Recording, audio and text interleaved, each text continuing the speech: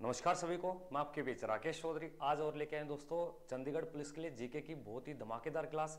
और जिन विद्यार्थियों का पेपर 23 जुलाई को पेपर है दोस्तों, और जीके के 50 क्वेश्चन में से कम भी आप 40 प्लस क्वेश्चन करना चाहते हो, तो हमारी जो सीरीज चल रही है दोस्तों 2250 एमसीक्यू क्वेश्चन की, तो ये क्वेश्चन सारे आप ले सकते हो। इसके लिए आपको क्या करना पड़ेगा, व्हाट्सअप आप कर सकते हो, डिस्क्रिप्शन में लिंक दे रखा है, वहां पे टेलीग्राम का भी लिंक है, एप्लीकेशन का भी लिंक है, उसको भी डाउनलोड करना, फेसबुक पेज को भी डाउनलोड करना। तो व्हाट्सएप पे आप मैसेज कर देना और वहां से आपको पीडीएफ मिल जाएगी, कोई भी चार्ज नहीं है, बिल्कुल फ्री रहेगी दोस्तों। एक बार सेशन को दबा के शेयर करें भाई, क्लास को ज्यादा से ज्यादा शेयर करें दोस्तों। फिर अपनी क्लास को शुरू करते हैं दोस्तों। फटाफट से ये बता दो, वॉइस क्लियर आ रही है क्या सभी को? आवाज आ रही है क्या? एक बार बताइए भाई फटाफट से, सभी को वॉइस आ रही है क्या? अपनी क्लास को शुरू करते हैं भाई, बताइए भाई फटाफट से, वॉइस आ रही है क्या? देखिए आज का जो अपना क्वेश्चन रहेगा वो जीएस से रहेगा, और ये question very very most important question है, पीछे परीक्षा में आ चुके हैं और आने की संभावना है दोस्तों। तो आज के अपने फर्स्ट क्वेश्चन पे बढ़ते हैं। फर्स्ट क्वेश्चन क्या दिया गया देखिए दोस्तों।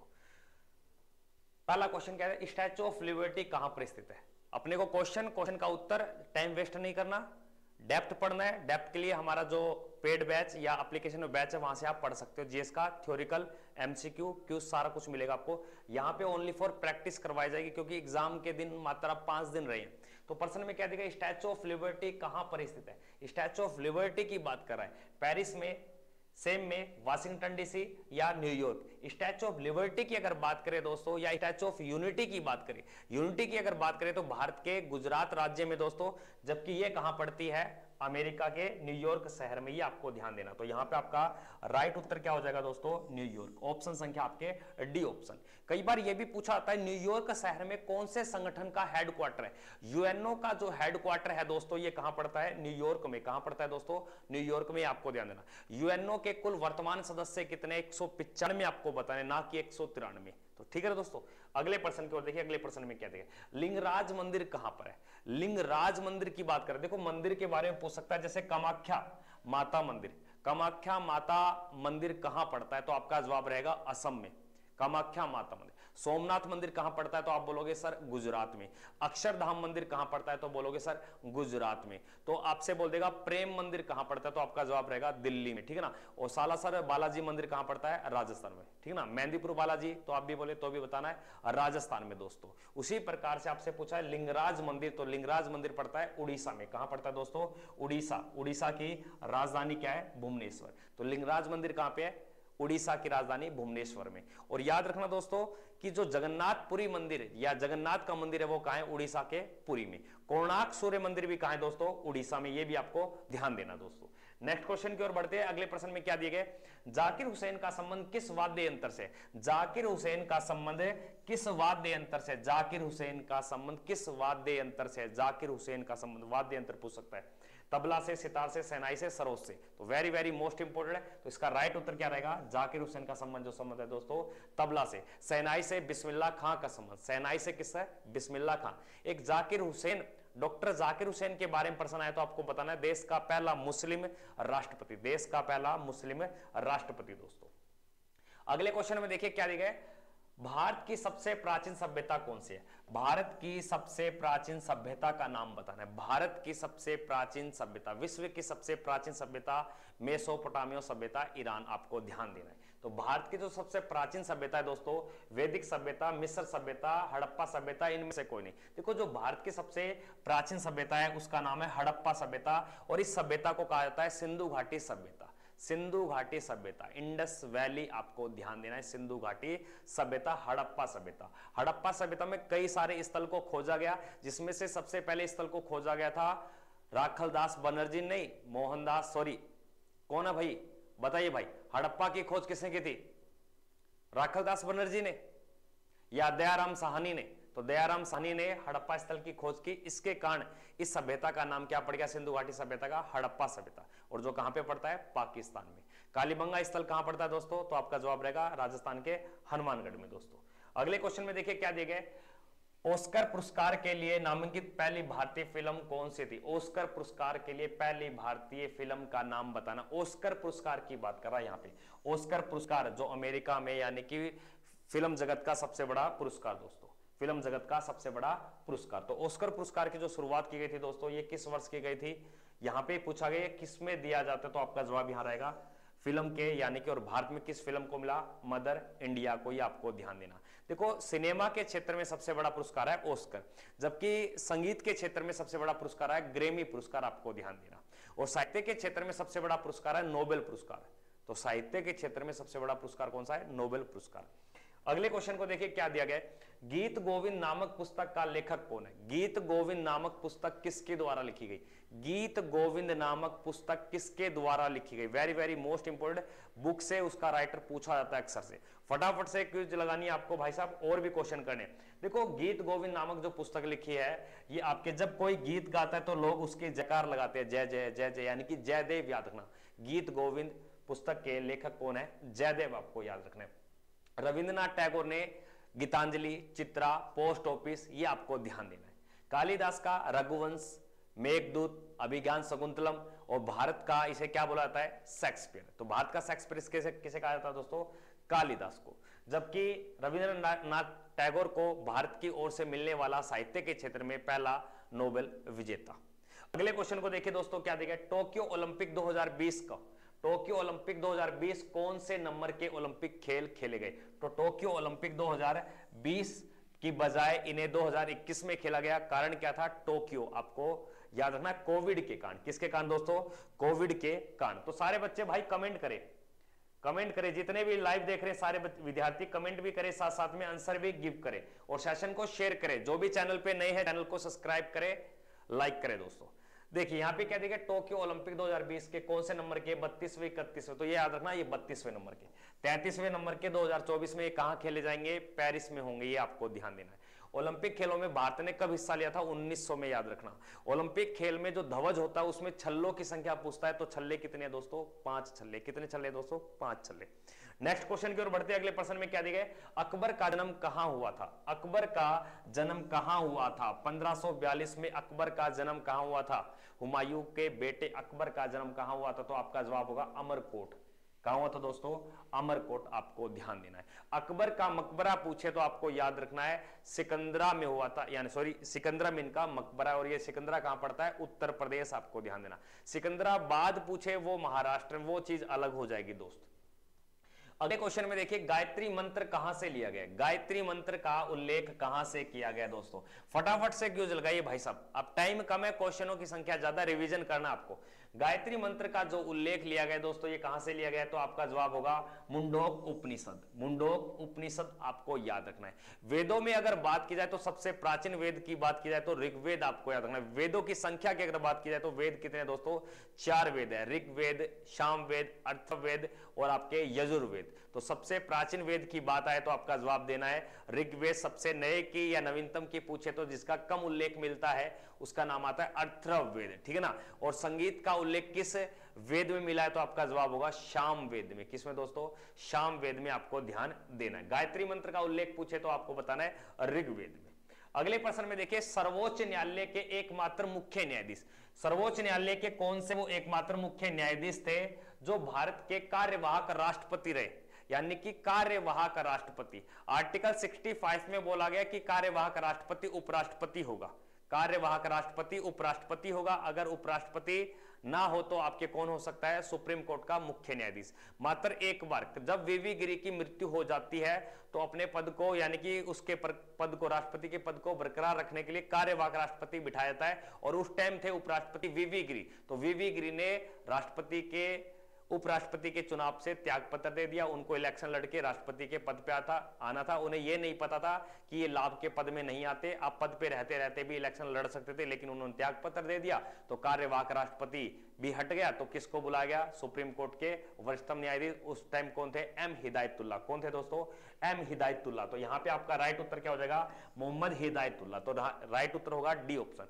एक छोटा सा प्रश्न कई बार अक्सर एग्जाम में पूछा जाता है, क्या कार्यवाहक राष्ट्रपति उपराष्ट्रपति होता है, तो आप बोलोगे बिल्कुल उपराष्ट्रपति ही होता है। अगर उपराष्ट्रपति ना हो तब कौन संभालता है, सुप्रीम कोर्ट का मुख्य न्यायाधीश। अगर मुख्य न्यायाधीश ना हो तो अन्य न्यायाधीशों में से जो वरिष्ठतम होता है वो पद को संभाल सकता है। राष्ट्रपति के पद पे बनने के लिए न्यूनतम आयु होती है दोस्तों कितनी, 35 वर्ष। कितनी वर्ष होती है, 35। राष्ट्रपति का कार्यकाल की अगर बात की जाए तो 5 वर्ष। वर्तमान में राष्ट्रपति का जो क्रम है वो 15वें नंबर और वह कौन है? द्रौपदी मुर्मू। आदिवासी क्षेत्र पे बनने वाली देश की पहली महिला राष्ट्रपति कौन है? तो आप बोलोगे द्रौपदी मुर्मू। और राष्ट्रपति महिला के रूप में पूछे तो दूसरी बताओगे। कौन सी बताओगे दोस्तों? दूसरी। पहली की अगर बात की जाए तो प्रतिभा पाटिल। अगले प्रश्न में देखिए क्या दिया गया, क्षेत्रफल की दृष्टि से भारत का सबसे छोटा राज्य कौन सा है? क्षेत्रफल की दृष्टि से भारत का सबसे छोटा राज्य कौन सा है? सिक्किम है, गोवा है, मणिपुर है या त्रिपुरा है? तो क्षेत्रफल की दृष्टि से सबसे छोटे राज्य की अगर बात की जाए तो लगभग 3702 वर्ग किलोमीटर में, लगभग 3702 वर्ग किलोमीटर में, 3702 वर्ग किलोमीटर में ये फैला हुआ है। कौन सा भाई? गोवा की बात कर रहा हूं। किसकी बात कर रहा हूं भाई? गोवा की। तो सबसे छोटा राज्य कौन सा है क्षेत्रफल में? गोवा। जबकि सबसे बड़े की अगर बात की जाए तो 3,42,239 वर्ग किलोमीटर में फैला हुआ है और उसका नाम आता है दोस्तों राजस्थान। क्या नाम आता है दोस्तों? राजस्थान। देखो ज्यादा डेप्थ इसलिए नहीं बता रहा, क्वेश्चन की संख्या ज्यादा है इसलिए हमने क्वेश्चन और उसका उत्तर फिर नेक्स्ट क्वेश्चन पे। इस क्वेश्चन पे भी टाइम ज्यादा लग सकता है। एक और बात सुन लो, समुद्र तट से सबसे कम सीमा बनाने वाले राज्य की बात करें तो कौन सा है? गोवा। और जो कितनी सीमा बनाता है? 106 किलोमीटर की सीमा बनाता है। कौन भाई? गोवा। और गोवा की अगर बात की जाए तो गोवा को कब आजाद करवाया गया था? 1961 में। गोवा को राज्य का दर्जा कब दिया गया था? राज्य का दर्जे की अगर बात आती है तो दोस्तों आपको ध्यान देना है 1987 में। देखो कितना भी पूछ लो, इस प्रश्न के ऊपर मैं 1 घंटा टाइम भी वेस्ट कर सकता हूं दोस्तों, बट करे क्या भाई साहब, पेपर नजदीक है और पेपर की डेट कब है दोस्तों? 23 जुलाई को। कब है दोस्तों? 23 जुलाई को। फटाफट से बताइए सभी को वॉइस आ रही है या नहीं आ रही भाई? कमेंट करे भाई फटाफट से।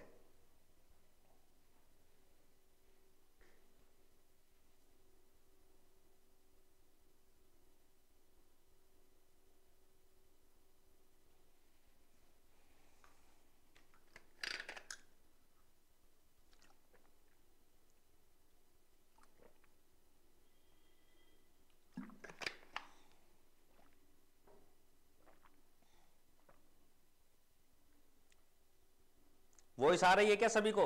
बताइए भाई फटाफट से, कमेंट करें भाई सारे। वॉइस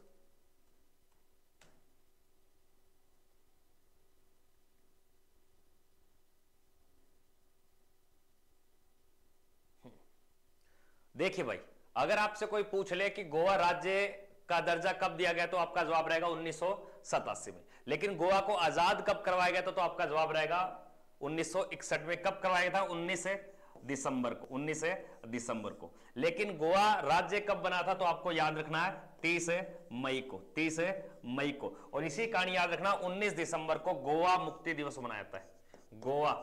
गोवा मुक्ति दिवस। तो गोवा मुक्ति दिवस किस तारीख को मनाया जाता है तो आपका जवाब रहेगा 19 दिसंबर को दोस्तों। अगले प्रश्न में देखिए क्या देगा, विश्व श्रमिक दिवस कब मनाया जाता है, यानी कि मजदूर दिवस की अगर बात करें तो यहां पे 2 दिवस आपको याद रखना है। एक तो राष्ट्रीय बालिका दिवस, राष्ट्रीय बालिका दिवस, एक तो ये याद रखना। और एक याद रखना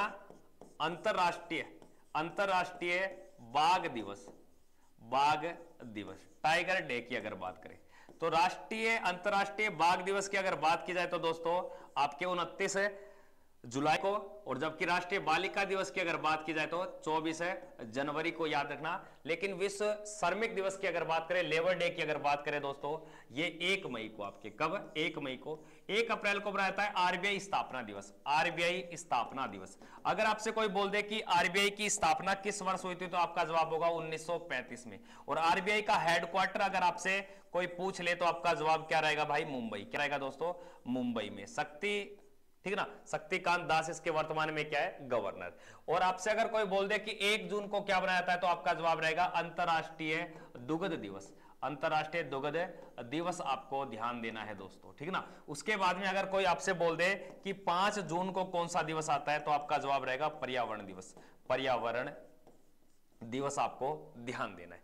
नेक्स्ट क्वेश्चन की ओर बढ़ते भाई। अगले प्रश्न में क्या दिया गया, फटाफट से सेशन को शेयर करें भाई साहब। अगले क्वेश्चन को देखिए क्या दिया गया, सार्क का पहला सम्मेलन कहां हुआ था? सार्क संगठन की बात करा भाई, सार्क। तो सार्क की अगर बात की जाए तो सार्क में कुल देश की अगर बात करें तो कुल देश पूछ लेता है, एक तो 8 देश। सार्क की स्थापना की अगर बात आती है दोस्तों याद रखना 1985 में। सार्क का हेडक्वार्टर की अगर बात आ जाए तो दोस्तों याद रखना काठमांडू, काठमांडू। लेकिन प्रश्न में क्या बोला, सार्क का पहला सम्मेलन कहां हुआ था दोस्तों, बांग्लादेश की राजधानी ढाका में। बांग्लादेश की राजधानी ढाका में, आपको ध्यान देना। लेकिन इसके देश के नाम पूछ ले तो आपको क्या बताना है, भारत। भारत के बाद में आप बोल सकते हो पाकिस्तान, पाकिस्तान के बाद बोल सकते हो अफगानिस्तान, अफगानिस्तान के बाद बोल सकते हो नेपाल, नेपाल के बाद बोल सकते हो भूटान, और भूटान के बाद बता सकते हो आप भाई बांग्लादेश, बांग्लादेश, और बांग्लादेश के बाद में बता सकते हो भाई श्रीलंका, श्रीलंका, ठीक है ना। और एक और बता सकते हो मालदीप, मालदीप। 1 2 3 4 5 6 7 8। तो यानी कि अगर आपसे कोई बोल दे सार्क संगठन के कुल देश कितने हैं तो आपको बताने 5 भाई साहब। अगले प्रश्न में देखिए क्या दिया गया, एशिया का सबसे बड़ा रेगिस्तान कौन सा है। एशिया का सबसे बड़ा पूछ रहा है। अगर कोई आपसे बोल दे कि विश्व का सबसे बड़ा कौन सा है, विश्व का कौन सा है मरुस्थल, फटाफट से कमेंट करके बताए भाई, विश्व का सबसे बड़ा मरुस्थल भाई साहब, करे भाई कमेंट। हाँ वेरी गुड भाई साहब, सेशन को लाइक व शेयर करें भाई ज्यादा से ज्यादा। देखिए एशिया का सबसे बड़ा जो रेगिस्तान है दोस्तों उसका नाम है गोबी। क्या नाम है दोस्तों, गोपी।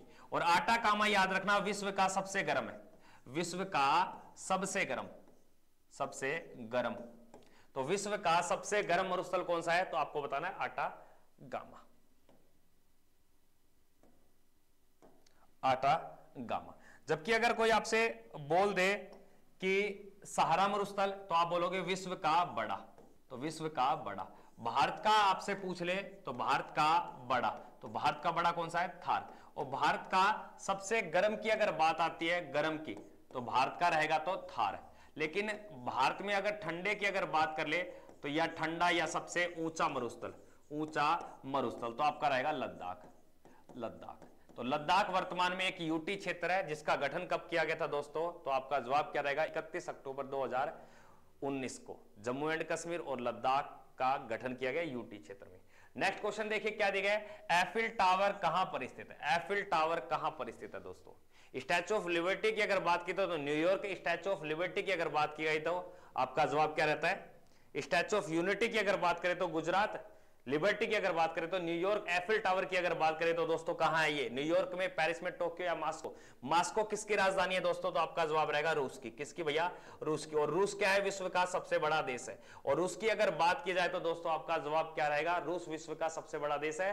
रूस की राजधानी मास्को है। और रूस में जो मुद्रा चलती है दोस्तों, मुद्रा, मुद्रा की अगर बात की जाए तो उसे कहा जाता है रूबल। क्या बोलते हैं दोस्तों, रूबल। और याद रखना दोस्तों, रूस की संसद का नाम, रूस की संसद का नाम क्या है दोस्तों, ड्यूमा, ड्यूमा। लेकिन प्रश्न क्या पूछा है, एफिल टावर कहां है, तो आपका जवाब होगा पेरिस में। कहां है दोस्तों, पेरिस। तो राइट उत्तर यहां पे क्या होगा, पेरिस। और पेरिस किसकी राजधानी है, तो आपका जवाब रहेगा फ्रांस। किसकी राजधानी है दोस्तों, फ्रांस। आपको ध्यान देना है दोस्तों, यहां पे कोई भी गलत नहीं करेगा क्वेश्चन को।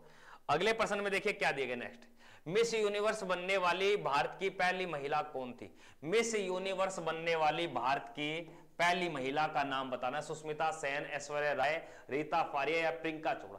यहां पे मिस पूछ रहा है, miss universe, universe, miss universe की बात कर रहा है, ना कि मिस वर्ल्ड की बात कर रहा है। मिस वर्ल्ड की बात नहीं कर रहा दोस्तों। मिस यूनिवर्स की अगर बात करें तो आपका जवाब होगा सुष्मिता सेन। और मिस वर्ल्ड की अगर बात करें, यानी कि विश्व सुंदरी की अगर बात करें, विश्व सुंदरी,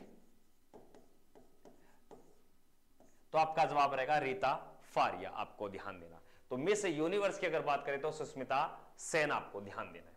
अगले प्रश्न में देखिए क्या दिया गया, टोक्यो ओलंपिक 2020 में किस देश ने सर्वाधिक पदक जीते थे। तो किस देश ने सर्वाधिक पदक जीते थे, यानी कि टोटल 113 पदक जीते थे उस देश ने, जिसमें से गोल्ड, सिल्वर और ब्रॉन्ज ये तीनों शामिल है दोस्तों। टोक्यो ओलंपिक खेल में सबसे ज्यादा पदक जीतने वाले देश का नाम पूछ रहा है, तो आपका जवाब यहां पे क्या होगा दोस्तों, अमेरिका। किसका होगा, अमेरिका। और भारत ने कुल कितने पदक जीते, भारत ने कुल पदक जीते, तो भारत के जो टोटल पदक थे दोस्तों वह 7 पदक थे। कितने थे दोस्तों, 7, जिसमें से 1, 2 और आपके 4, 1, 2 और 4 आपको ध्यान देना दोस्तों। अगले प्रश्न में देखिए, अंतरराष्ट्रीय न्यायालय में न्यायाधीश कितने वर्षों के लिए काम करते हैं? एक तो याद रखना, ये जो इंटरनेशनल कोर्ट है, अंतरराष्ट्रीय न्यायालय, इसका हेडक्वार्टर कहां है? हेड क्वार्टर, तो आप बोलोगे द हैग नीदरलैंड, जिसे हॉलैंड के नाम से जाना जाता है। इस अंतरराष्ट्रीय न्यायालय में अगर कोई न्यायाधीश काम करेगा दोस्तों, अगर कोई न्यायाधीश काम करेगा तो उसका कार्यकाल होगा 9 वर्ष का। और इस अंतरराष्ट्रीय न्यायालय में जो न्यायाधीश काम करते हैं उनका कार्यकाल कितना होता है? 9 वर्ष का। लेकिन यहां पर जो न्यायाधीशों की संख्या है दोस्तों, वह आपके टोटल कितनी है? आपको ध्यान देनी है 15। कितनी है दोस्तों? 15। तो यहां का जो राइट उत्तर होगा दोस्तों, वह क्या होगा? 9 वर्ष का। कितने वर्ष का दोस्तों? 9 वर्ष का आपको ध्यान देना है दोस्तों। अगले प्रश्न में देखिए क्या दिए गए, भगत सिंह, राजगुरु तथा सुखदेव को फांसी कब दी गई? भगत सिंह, राजगुरु तथा सुखदेव को फांसी किस वर्ष दी गई दोस्तों? 21 मार्च 1930 को, 23 मार्च 1930 को, 23 मार्च 1931, अच्छा 21 मार्च 1930 को, 23 मार्च 1931 को, 23 मार्च 1930 को, 21 मार्च 1930 को। तो भगत सिंह, सुखदेव, राजगुरु, इनको तीनों को जो फांसी दी गई दोस्तों 23 मार्च 1931 को। और याद रखना दोस्तों, 23 मार्च के दिन आपको याद रखना है, एक तो अंतरराष्ट्रीय मौसम दिवस बनाया जाता है, मौसम दिवस, और एक याद रखना इसी दिन बनाया जाता है शहीदी दिवस। वैसे कोई शहीदी दिवस नहीं होता, लेकिन ऐसा पूछ सकता है भगत सिंह, राजगुरु तथा सुखदेव की शहीद दिवस कब बनाया जाता है, तो आप 23 मार्च बोलोगे। अगर सीधा प्रश्न आ जाए कि शहीद दिवस कब आता है, तो शहीद दिवस आपको ध्यान देना दोस्तों, ये आता है 30 जनवरी को, गांधी जी की पुण्यतिथि पर 30 जनवरी को। शहीदी दिवस कोई ऐसा दिवस नहीं है, किताबें छाप रखी है इनको। अगले प्रश्न को देखिए, नेक्स्ट प्रश्न, विश्व स्वास्थ्य दिवस कब मनाया जाता है? तो दिवस से रिलेटेड बहुत प्रश्न बनेंगे। विश्व स्वास्थ्य दिवस किस तारीख को मनाया जाता है दोस्तों? फटाफट से कमेंट करके बताइए भाई, विश्व स्वास्थ्य दिवस कब मनाया जाता है दोस्तों? 17 अप्रैल को, 20 मार्च को, 7 अप्रैल को, या 26 मार्च को? 26 मार्च को याद रखना बांग्लादेश स्वतंत्रता दिवस, बांग्लादेश स्वतंत्रता दिवस।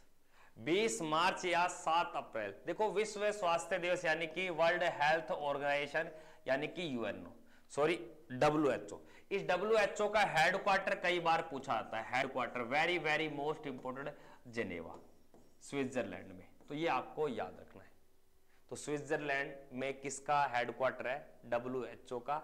और आपको WTO का भी याद रखना है, WTO का भी हेडक्वार्टर कहां पड़ता है? जेनेवा में। WHO की स्थापना जो हुई थी दोस्तों, ये 7 अप्रैल को हुई थी। कब हुई थी दोस्तों? 7 अप्रैल 1948 को इसकी स्थापना की गई। आपको ध्यान देना है, WHO, विश्व स्वास्थ्य संगठन। इसी कारण 7 अप्रैल को आपको याद रखना क्या मनाया जाता है? विश्व स्वास्थ्य दिवस मनाया जाता है। नेक्स्ट प्रश्न देखना, दिलवाड़ा के मंदिर किस राज्य में है? दिलवाड़ा के मंदिर पूछ रहा है, दिलवाड़ा के जो मंदिर है वो किस राज्य में? यहां का एक प्रश्न बनता है, दिलवाड़ा के जैन मंदिर, क्या बनता है? जैन मंदिर आपसे पूछ लेगा, जैन मंदिर, या बोल देगा खजुराहो के, खजुराहो। तो खजुराहो के जो जैन मंदिर है, खजुराहो के जो जैन मंदिर है, यानी कि ये कहां पड़ते हैं? तो आप बोलोगे छतरपुर, मध्य प्रदेश में।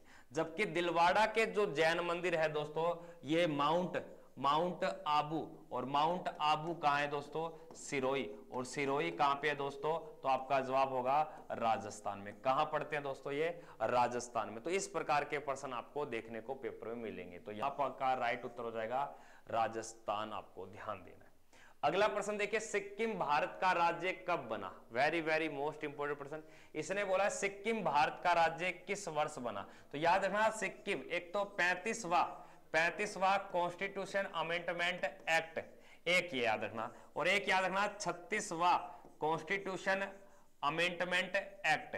ये दो एक्ट के तहत सिक्किम के ऊपर प्रश्न बनते। देखो 35 के तहत इसे एक सह राज्य का दर्जा दिया गया, सह राज्य का दर्जा दिया। लेकिन 36वां संविधान संशोधन 1975 के तहत इसे क्या बना दिया गया? भारत का राज्य बना दिया गया। और कौन सा राज्य बना था ये भाई साहब? कमेंट करके बताओगे। तो आपका जवाब यहां क्या रहेगा, 22वां या 21वां, बताइए भाई। तो देश का 21वां राज्य बना था या 22वां राज्य, और कब बना ये, 1975 में। तो यहां पे राइट उत्तर क्या रहेगा, 1975। सिक्किम से क्या प्रश्न बन सकता है, सिक्किम में एक याद रखना, नाथुल्ला दर्रा, नाथुल्ला दर्रा। तो नाथुल्ला दर्रा कई बार एग्जाम में आता है, नाथुल्ला दर्रा किस राज्य में पड़ता है, तो आप बोलोगे सर सिक्किम में। नाथुल्ला दर्रे की विशेष बात क्या है, तो आप बोलोगे सर 1962 चीन भारत के युद्ध के बाद इसे बंद कर दिया और 2006 में इसे पुनः खोल दिया। ये भारत के लिए प्राचीन रेशम मार्ग एक रास्ता होता था, नाथुला दर्रा आपको याद रखना। झेलेपला दर्रा भी कहां पड़ता है, सिक्किम में। और याद रखना दोस्तों, भारत की जो सबसे ऊंची झील है उस झील को बोलते हैं चोलामू झील, वो भी कहां पड़ती है, सिक्किम में। और सिक्किम में भारत में स्थित जो सबसे ऊंची चोटी है उसका नाम क्या है दोस्तों, उसका नाम है भाई आपके कंचनजंगा। तो आपसे प्रश्न ये बन सकता है भारत की सबसे ऊंची चोटी, तो आप बोलोगे K2, जबकि भारत में सबसे ऊंची कंचनजंगा दोस्तों। बस क्लास की बात थी गुरुजी, क्लास लाइव नहीं मैं ले रहा हूं, वो शेयर कर देते आप। देखिए दोस्तों, ये गुरुजी का फोन आ गया आपके, बस 1 मिनट रुको।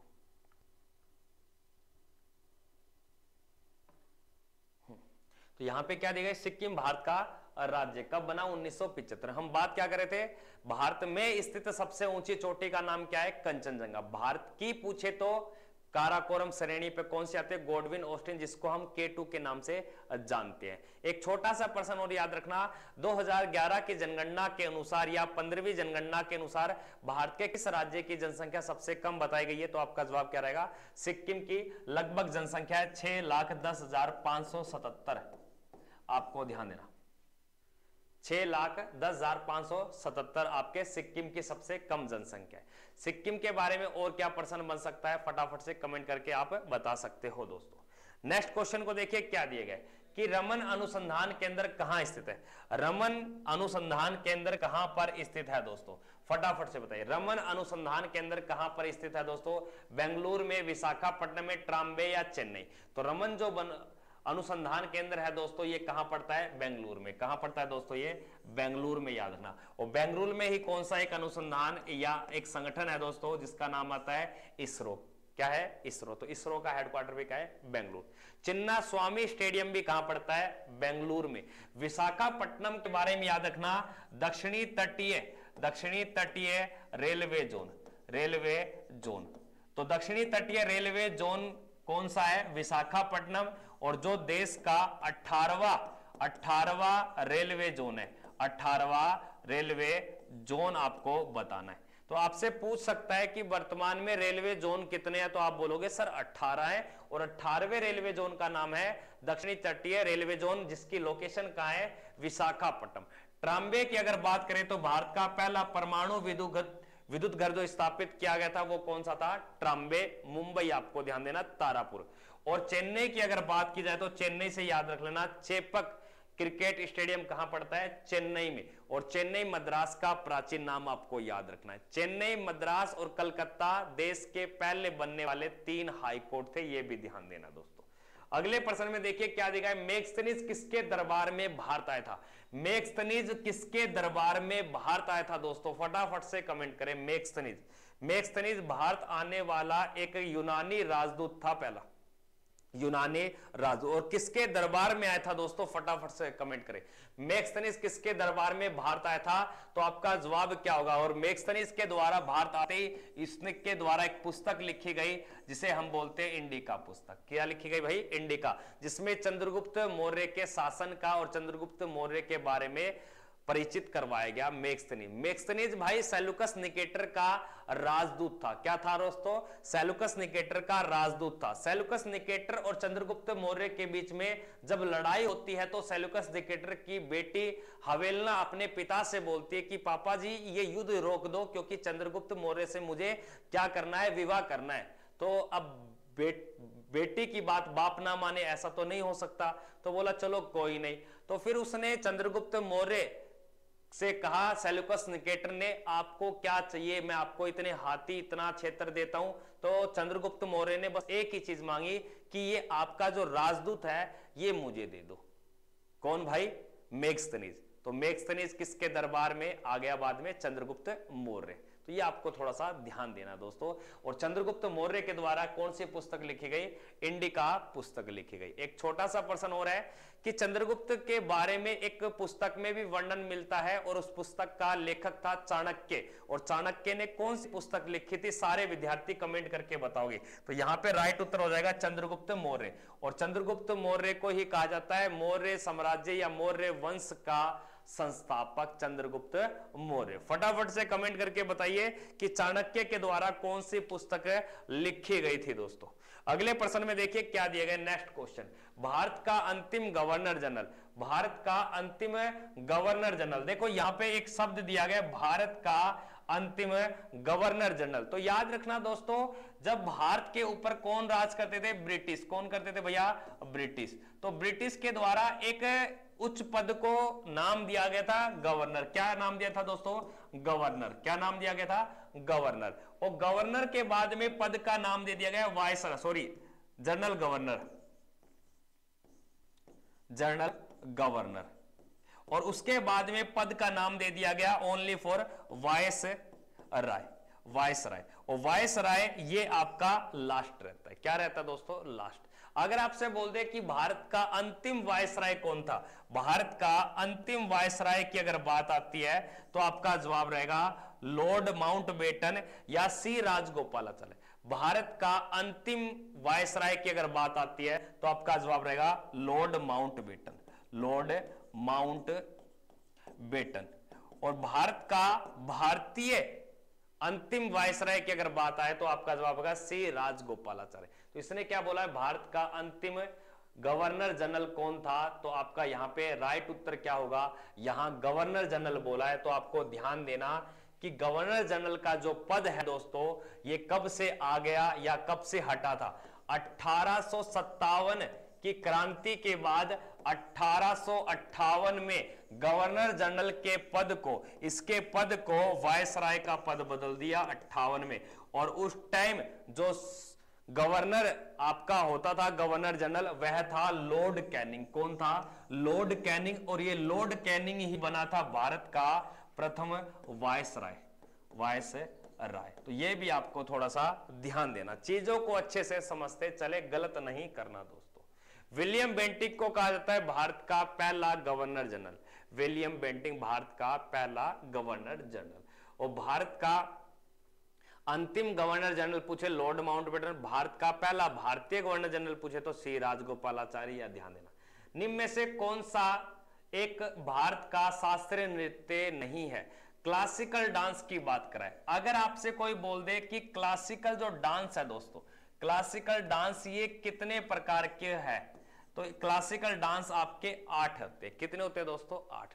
डांस 2 प्रकार के होते हैं, एक को बोलते हैं फोल्क डांस, एक को बोला जाता है क्लासिकल डांस। एक होते हैं लोक नृत्य, एक होते हैं शास्त्रीय नृत्य। शास्त्रीय नृत्य में याद रखना एक का नाम आएगा कुचिपुड़ी, कुचिपुड़ी। और एक का नाम आएगा भरतनाट्यम, भरतनाट्यम। और एक का नाम आएगा कथकली, कथकली। और एक का नाम आएगा भाई साहब कथक, कथक। एक का नाम आएगा मणिपुर, मणिपुरी।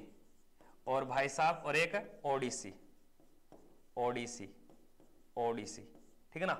और आपका कौन सा रह गया? सत्रिया, सत्रिया। ठीक है ना। और कौन सा रह गया भाई? कुचिपुड़ी होगा। और एक मोहिनी, मोहिनी अट्टम, मोहिनी अट्टम। तो क्लासिकल डांस ये 8 याद रखना। इनमें से याद रखना ये जो गरबा है दोस्तों, यह एक लोक नृत्य है, लोक नृत्य। और ये लोक नृत्य कहां का है दोस्तों? तो आपका जवाब रहेगा गुजरात का। कहां का दोस्तों? गुजरात का। ये थोड़ा सा ध्यान देना दोस्तों, चीजों को समझते चले। देखो गुड़िया ने, हाँ राजवीर सिंह ने बताया चाणक्य द्वारा अर्थशास्त्र लिखी गई। वेरी वेरी गुड भाई साहब। सेशन को ज्यादा से ज्यादा शेयर व लाइक भी करें दोस्तों। अगले प्रश्न को देखिए क्या दिया गया। निम्न में से किस देश की सीमा पश्चिम बंगाल से नहीं लगती? देखो पश्चिम बंगाल से नहीं लगती कभी कभार जल्दी जल्दी में ये मत पढ़ना कि पश्चिम बंगाल से लग जाती है दोस्तों, ऐसा नहीं करना, पश्चिम बंगाल से नहीं लगती दोस्तों, याद रखना। तो ये इस प्रकार से आपको प्रायद्वीपीय भारत की आकृति की ओर लेके चलता हूं दोस्तों, ये आपको ध्यान देना है।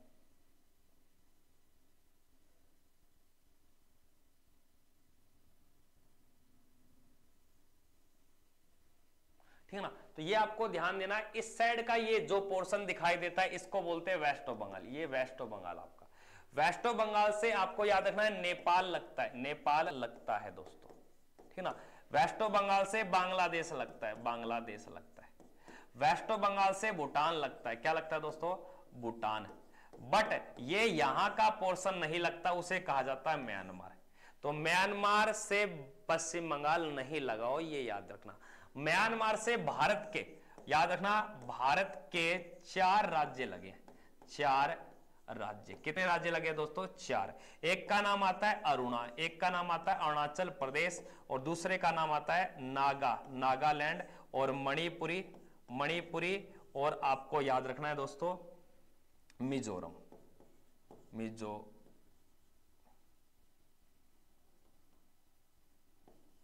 मिजोरम। ये 4 राज्य आपको ध्यान देना दोस्तों। अगले क्वेश्चन की ओर देखिए, क्या देखे, गुरुदेव के नाम से प्रसिद्ध कौन है, गुरुदेव के नाम से प्रसिद्ध कौन है। गुरुदेव के नाम से बताना है कि गुरुदेव की उपमा किसे दी गई, मदन मोहन मालवीय को, रविंद्रनाथ टैगोर को, या बंकिम चंद्र चटर्जी को, या सी राजगोपालाचारी। बहुत ही धमाकेदार क्लास चल रही है दोस्तों। इस क्लास की पीडीएफ आप चाहते हो तो आप डिस्क्रिप्शन के द्वारा नंबर दिए गए व्हाट्सएप नंबर, उस पर आप हमें मैसेज कर सकते हो, मिल जाएंगे दोस्तों, ठीक है ना। और चैनल को सब्सक्राइब करना दोस्तों, आपका बस एक ही काम है, चैनल को सब्सक्राइब करें, वीडियो को लाइक करें, शेयर करें, और डेली इसी प्रकार हमारे चैनल से बने रहे। एक चाणक्य विद्यापीठ आपके लिए बहुत ही धमाकेदार ऑफर भी लेके आएगी, बैच भी लेके आएगी, और आपके लिए बेस्ट कंटेंट भी लेके आएगी, और आपके लिए जो भी आप जिस एग्जाम की तैयारी करते हो उस एग्जाम के लिए बहुत ही महत्वपूर्ण एक्सेप्टेड एमसीक्यू क्वेश्चन आपके लिए जल्द लेके आएगी। हर एग्जाम के हम बढ़िया बढ़िया प्रश्न तैयार करें जो आपके सामने जल्द पेश किए जाएंगे दोस्तों। देखिए भाई फटाफट से क्या दिया गया क्वेश्चन, कि गुरुदेव के नाम से प्रसिद्ध, तो मदन मोहन मालवीय है या रविंद्रनाथ टैगोर। तो याद रखना दोस्तों, रविंद्रनाथ टैगोर, और गुरुदेव की उपमा देने वाले व्यक्ति का नाम था महात्मा गांधी। क्या नाम था दोस्तों, महात्मा गांधी। और महात्मा गांधी को जो महात्मा की उपमा दी थी वो किसने दी थी, गुरुदेव ने ही। अगले प्रश्न में देखिए क्या दिए गए, इनमें से किसका संबंध हल्दी घाटी से है। हल्दी घाटी का आपने सुना होगा 1576 में युद्ध होता है हल्दी घाटी का, तो आपको ध्यान देना है 21 जून को। कब होता है दोस्तों, कई किताबें इसको 18 जून भी बोलती है, कई 21 बोलते हैं, आप 21 जून याद रख लेना दोस्तों, डेट नहीं आती, वर्ष अधिकांश पूछा जाता है। बताइए भाई फटाफट से।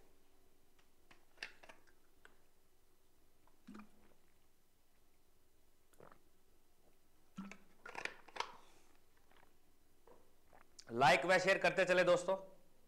हाँ, इनमें से किसका संबंध हल्दी घाटी से है, तो आपको सभी को पता है हल्दी घाटी का संबंध अकबर, और दूसरी साइड कौन था, महाराणा प्रताप।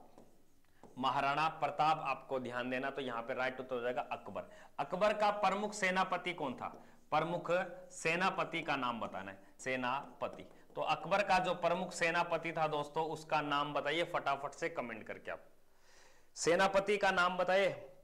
राजवीर सिंह जुड़े हमारे बीच में, हाँ गुड विप्स जुड़े हैं, हाँ बताए भाई, कमेंट करें।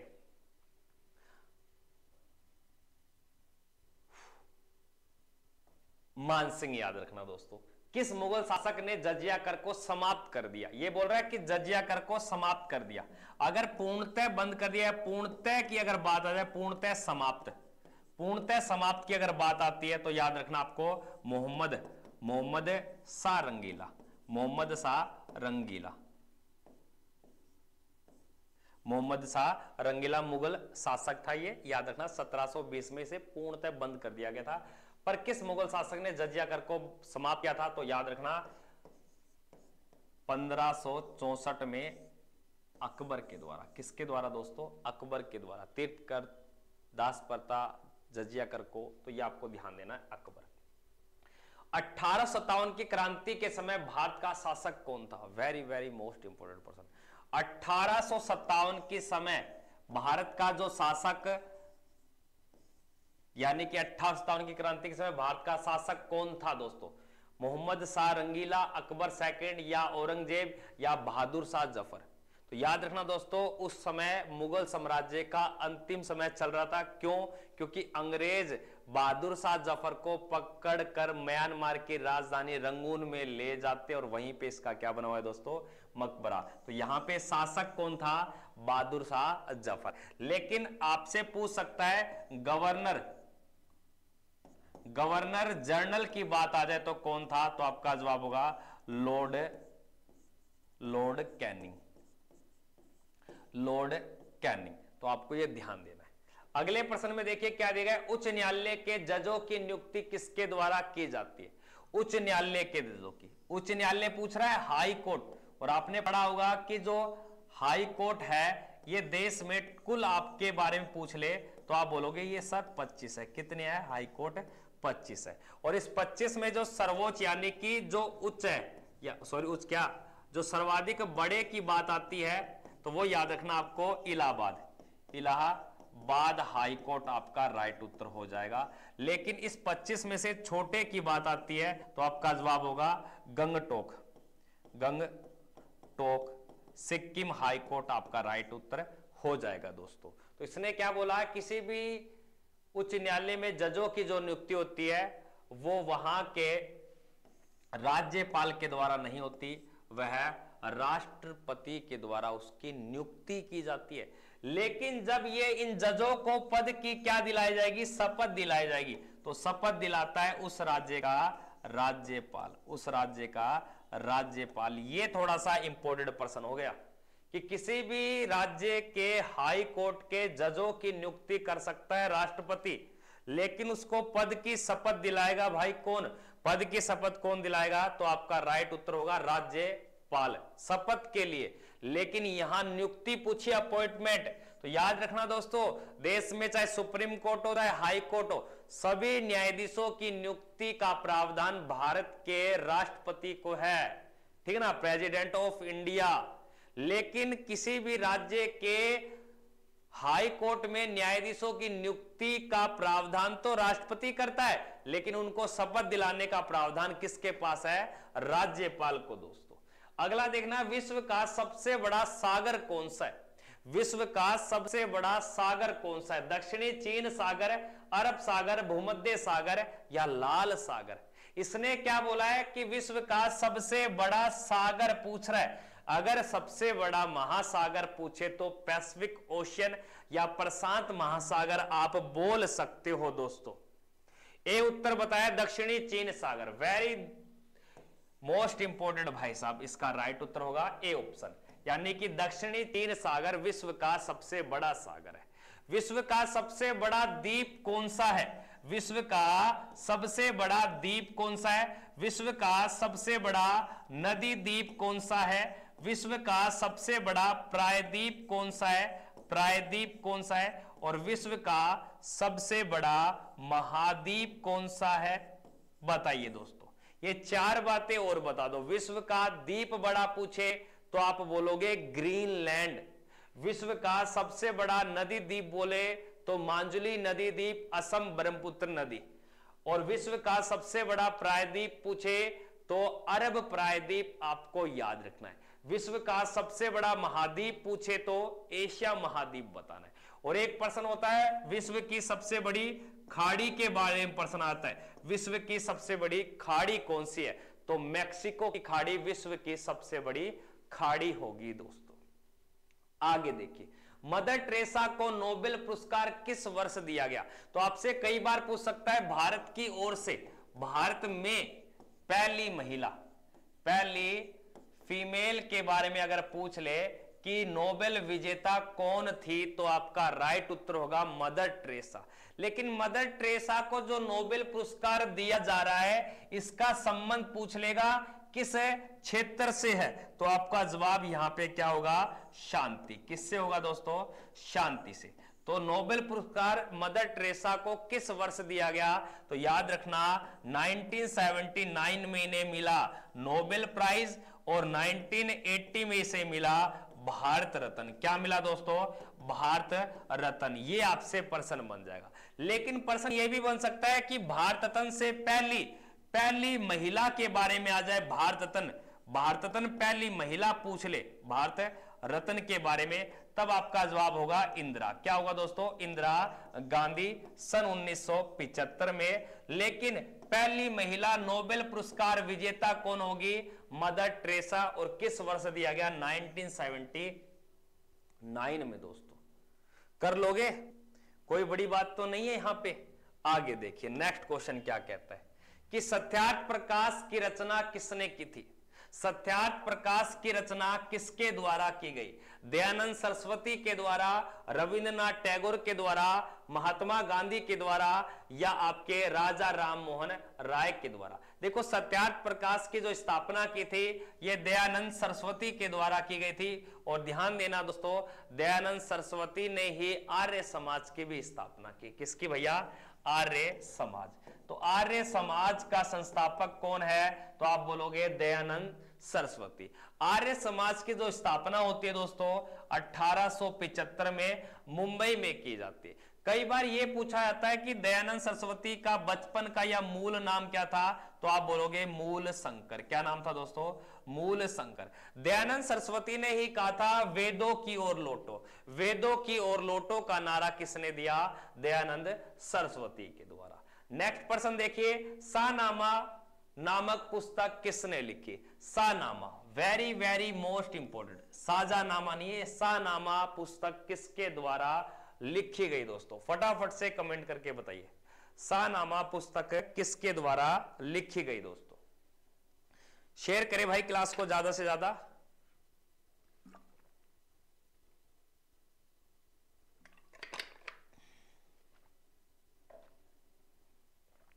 शाहनामा जो पुस्तक लिखी गई दोस्तों अल-बरूनी के द्वारा, अल-फिरदौसी के द्वारा, अबुल फजल या विख्यात। तो याद रखना शाहनामा जो पुस्तक लिखी अल-फिरदौसी के द्वारा इसे लिखी गई। अकबरनामा या आईन अकबरी किसने लिखी थी? अबुल फजल ने। नेक्स्ट देखना, अरीना किस खेल के परिसर को कहा जाता है? अरीना किस खेल के परिसर को कहा जाता है? घुड़सवारी को, आइस हॉकी को, रग्बी या पोलो को? अरीना जो खेल का एक परिसर है उसका घुड़सवारी का संबंध है, यानी कि घुड़सवारी के खेल परिसर का नाम अरीना है। जैसे डायमंड आपसे पूछ लेगा, डायमंड, बेबी को डायमंड पसंद है ना, तो डायमंड याद रखना बेसबॉल। क्या याद रखोगे? बेसबॉल। तो किस खेल के परिसर को डायमंड बोलते हैं? तो आपका जवाब रहेगा बेसबॉल को। ये आपको ध्यान देना है दोस्तों, ये अक्सर एग्जाम में पूछा जाता है।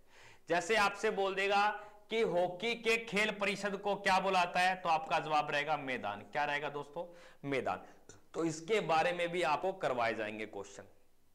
आगे देखिए, विश्व का सबसे बड़ा महाकाव्य कौन सा है? तो विश्व का सबसे जो बड़ा महाकाव्य है दोस्तों वह रामायण, ऋग्वेद, रघुवंश या महाभारत।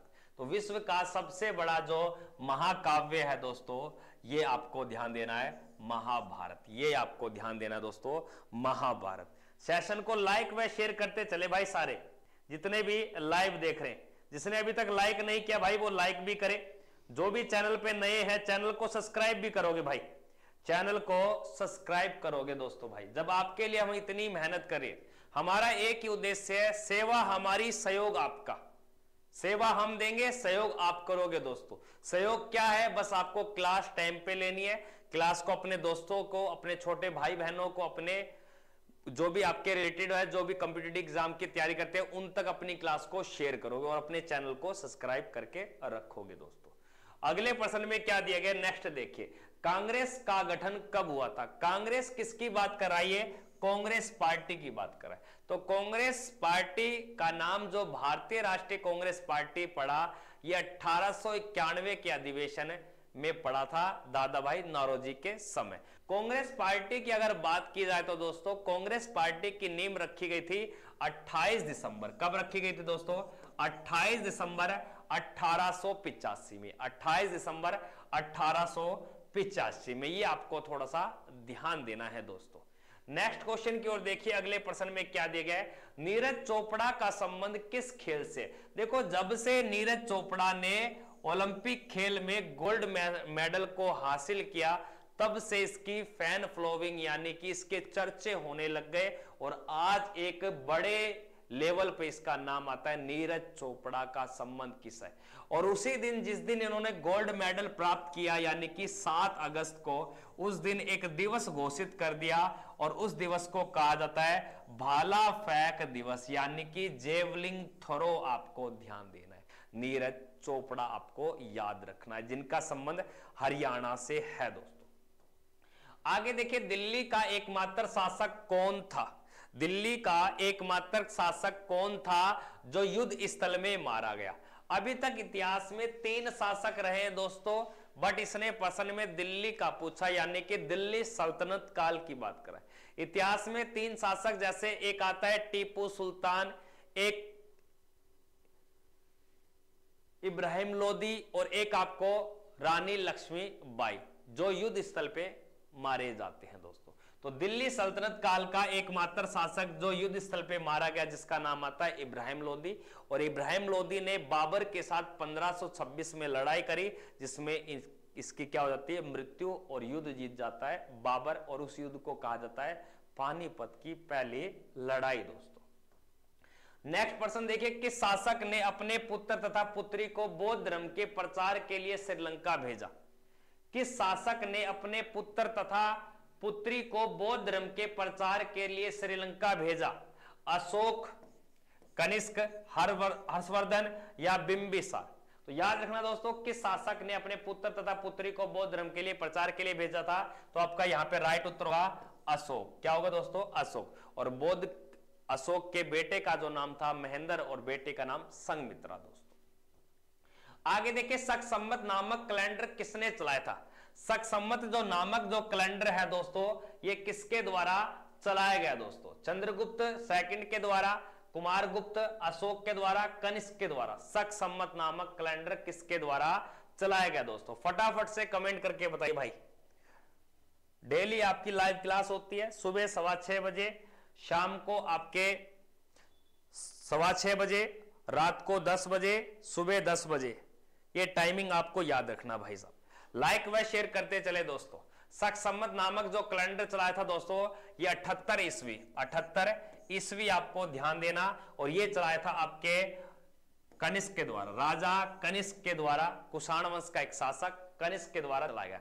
शक संवत के जो टोटल माह होते हैं, शक संवत में जो माह होते हैं दोस्तों, ये 11 माह होते हैं, क्योंकि एक माह रिपीटेड होता रहता है, वो कोई सा ही माह हो सकता है। जबकि 2023 में जो अपना पंचांग है, उसका जो रिपीटेड माह है वो है सावन। आपकी बार सावन 2 है दोस्तों। और याद रखना, इस शक संवत का जो पहला महीना होता है उसे बोलते हैं चैत्र, और अंतिम महीना होता है फाल्गुन। तो आपसे कई प्रश्न पूछ लिया जाता है कि शक संवत के पहले माह को क्या बोलते हैं, चैत्र, और शक संवत के अंतिम माह को क्या बोलता है, फाल्गुन। आपको ध्यान देना दोस्तों, अगर आप कॉम्पिटिटिव एग्जाम की तैयारी कर रहे हो तो। बिहार का शोक किस नदी को कहा जाता है। Very very most important. नदियों के शोक बहुत पूछता है। जैसे दिल्ली का शोक कौन है, जो वर्तमान में पानी का लेवल बढ़ा हुआ है और दिल्ली के जो निम्न वाले या निम्न स्थान वाले क्षेत्र थे उनको खाली करवाया जा रहा है। उस नदी का नाम क्या है, अभी बता दो, जो दिल्ली में पानी का लेवल बढ़ा हुआ है दोस्तों। फटाफट से कमेंट करो भाई, करे भाई कमेंट फटाफट से।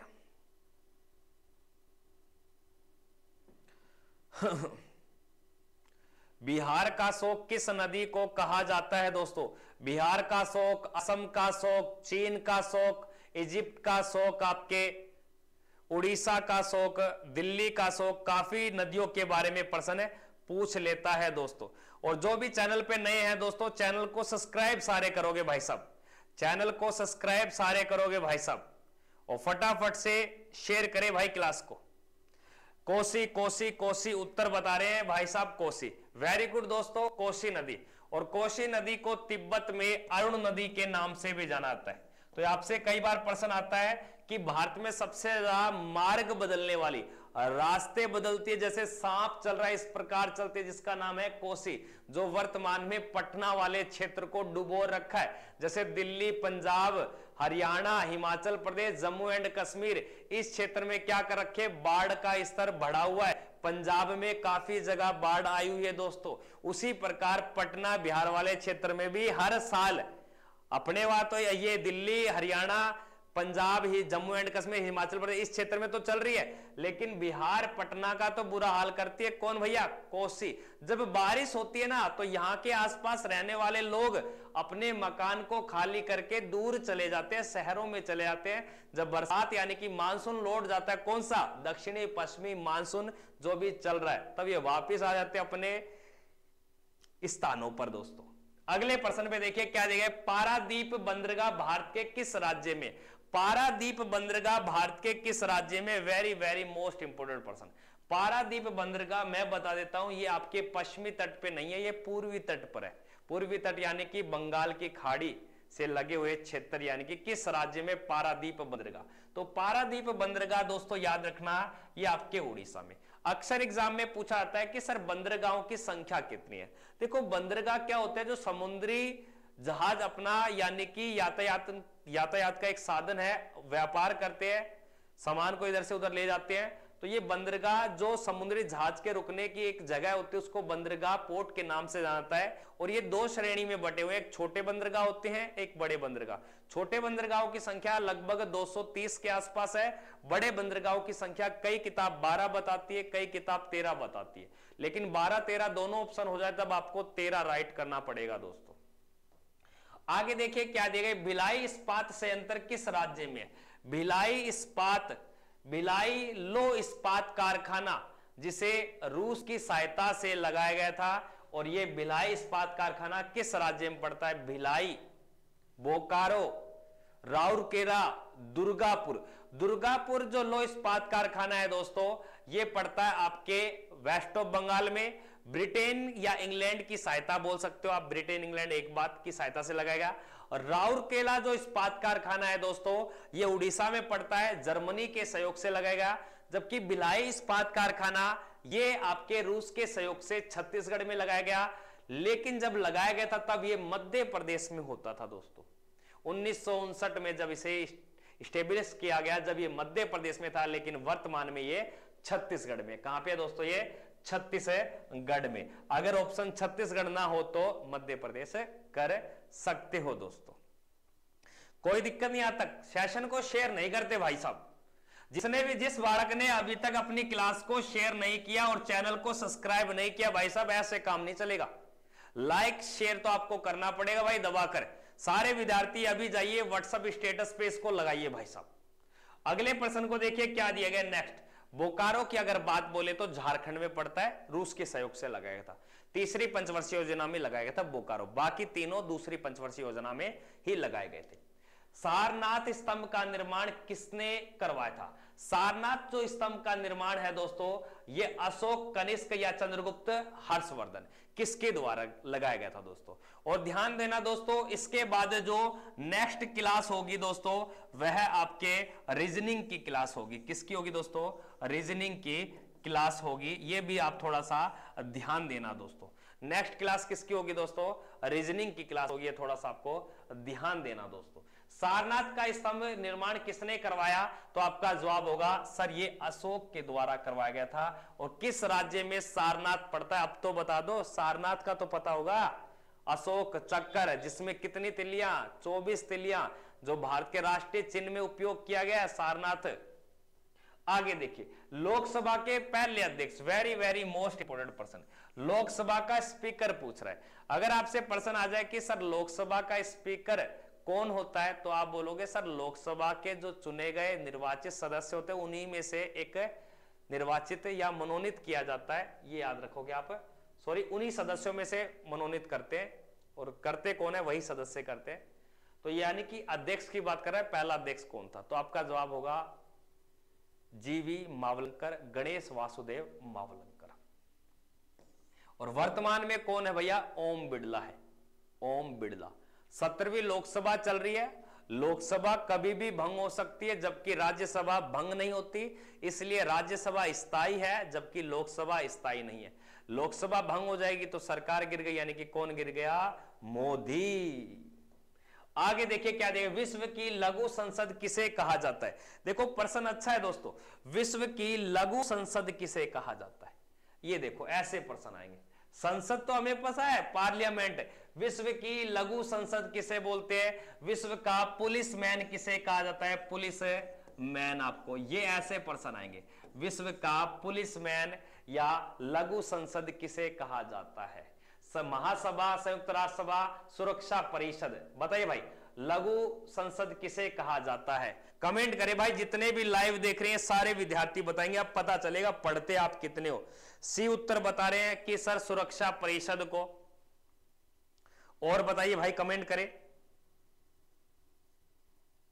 हाँ, अगर इस विद्यार्थी का कोई जवाब सही देता है उस विद्यार्थी को मेरी तरफ से 51 रुपए पे किए जाएंगे। 51 रुपए पे किए जाएंगे ओनली फॉर आपके 30 सेकंड में इसका जवाब मुझे आप मेरे व्हाट्सएप नंबर पे या हमारे स्टूडियो का नंबर उस पे आप पे कर आंसर गिव कर सकते हो। डिस्क्रिप्शन में दे रखा, आपको पीडीएफ मिलेगी, नोट्स मिलेंगे और लेटेस्ट आपके लिए बुक भी प्रोवाइड किया जाएगी जो सभी एग्जाम के लिए रहेगी और जो स्पेशल बुक बनेगी जीएस की, ठीक है ना, जीएस की आपके लिए बुक मिलेगी, ये आपको ध्यान देना है। आगे देखिए, भारतीय रिजर्व बैंक का राष्ट्रीयकरण कब किया गया? भारतीय रिजर्व बैंक का जो राष्ट्रीयकरण है दोस्तों, ये किस वर्ष किया गया? दोस्तों फटाफट से शेयर करें भाई सेशन को। देखो भारतीय रिजर्व बैंक, देखो भारतीय रिजर्व बैंक की स्थापना अगर बात आ जाए, स्थापना, तो आपको जवाब देना है 1 अप्रैल 1935। 1 अप्रैल 1935 को स्थापना होती है, जबकि इसका राष्ट्रीयकरण होता है 1 जनवरी 1949 को। आरबीआई बैंक का राष्ट्रीयकरण 1 जनवरी 1949 को ध्यान देना है दोस्तों। स्थापना अलग चीज है और आपके राष्ट्रीयकरण अलग चीज है। स्थापना और ये गलत नहीं करना भाई साहब, कभी एक जैसे कर दो आप। लक्की, अजय, राजवीर, हाँ अजय कुमार भाई सेशन को सारे शेयर करें। जिसने अभी तक लाइक नहीं किया लाइक करे, और जो भी चैनल पे नया है चैनल को सब्सक्राइब नहीं किया चैनल को सब्सक्राइब भी तो करे दोस्तों। और डेली कम्युनिटी पोस्ट में, डेली हमारे चैनल के कम्युनिटी के अंदर डेली एक क्यूज चलती है, एक क्वेश्चन चलता है, उसको आपको जवाब देना पड़ता है डेली। तो हमारा जो कम्युनिटी है वहां पर आपको पोल किया जाता है, क्वेश्चन की क्यूज किया जाती है, कल भी डाला था आज भी, तो डेली उन क्वेश्चन को भी लगाए और शेयर करें ज्यादा से ज्यादा। देखिए भाई अगले प्रश्न में क्या दिया गया है। आज का मौसम कैसा है आपके यहां? बारिश वगैरह हो रही है क्या या बारिश नहीं हो रही? कौन कहां से एक बार लोकेशन बताएगा? बताइए भाई साहब।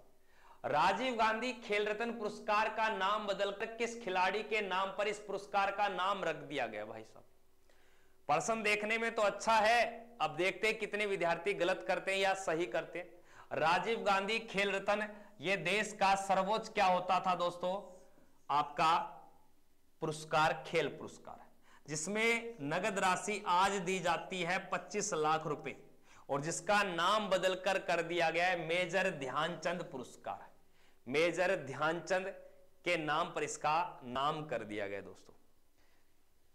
सर ये क्लास मोस्ट है मेरे लिए, टाइमिंग में रखे प्लीज, टाइमिंग रखे। अरे भाई लक्की भाई आपके लिए तो कर रहा हूं भाई साहब, मैंने पहले बोला था सेवा हमारी, देखो सेवा हमारी रहेगी दोस्तों, सेवा हमारी है, सहयोग आपका है दोस्तों, आपका। बस इसको ध्यान रखना, इस बात को हमेशा ध्यान रखना। अगर इस बात को ध्यान रख के आप तैयारी कर रहे हो तो मेरे लिए बहुत बढ़िया गर्व की बात है। और सभी छोटे भाइयों से बड़े भाइयों से निवेदन है सेशन को शेयर करें दोस्तों, ऐसे मजा नहीं आएगा भाई साहब। 22 तारीख को भी लाइव चलेगी क्लास, और जहां तक हो सके दोस्तों 22 जुलाई को कम से कम भी 10 घंटे की क्लास चलेगी। 10 घंटे की क्लास चलेगी और इस 10 घंटे की क्लास में आपके 50 में से 50 क्वेश्चन सही होंगे। अब बोलोगे गुरुजी पेपर वालों से सेटिंग कर ली क्या, पेपर को लीक कर दिया क्या? नहीं भाई साहब, भाई चीज करवाई जाएगी, टाइपिस्ट लगा हुआ है मैटर टाइप करने हुए। हाँ, बस आप शेयर करोगे तब बात बनेगी। हॉकी का जादूगर, जादूगर एक छोटा सा प्रश्न हो रहा है, किस राज्य के सीएम को जादूगर कहा जाता है? बताइए भाई साहब, किस राज्य के मुख्यमंत्री को जादूगर के नाम से भी जाना जाता है? दोस्तों, सर्वाधिक बार बजट पेश करने वाले भारत के वित्त मंत्री कौन थे? सर्वाधिक बार बजट पेश करने वाले भारत के वित्त मंत्री का नाम बताइए। मोरारजी देसाई, पी चिदम्बरम या मनमोहन सिंह या जॉन मथाई? तो याद रखना, लगभग आपके 10 बार या 11 बार, 10 बार। तो आपका जवाब होगा मोरारजी देसाई, जिनके समाधि स्थल को अबे घाट के नाम से जानता है। अबे घाट, अबे घाट, ये आपको ध्यान देना। अगले प्रश्न को देखिए, क्या दिया गया है? भारत की मुख्य खाद्य फसल कौन सी है?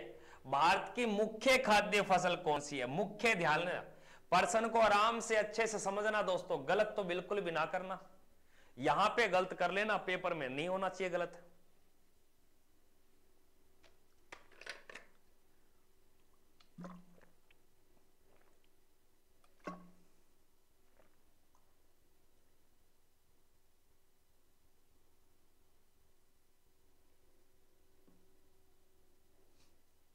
अरे लक्की भाई,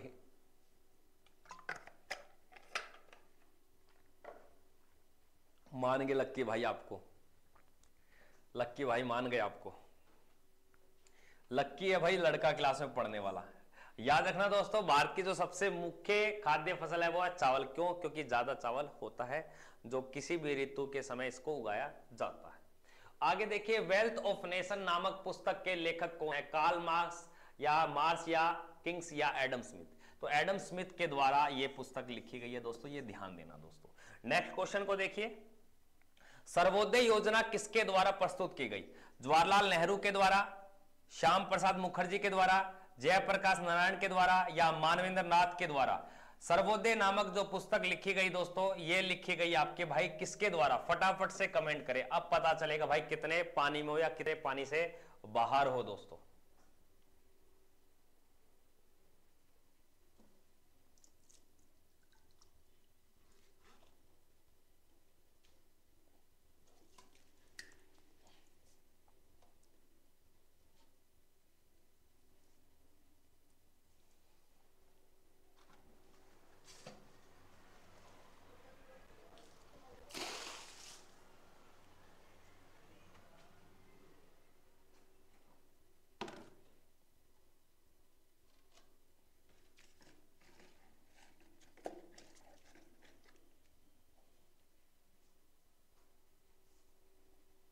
करे भाई, कमेंट करे फटाफट से।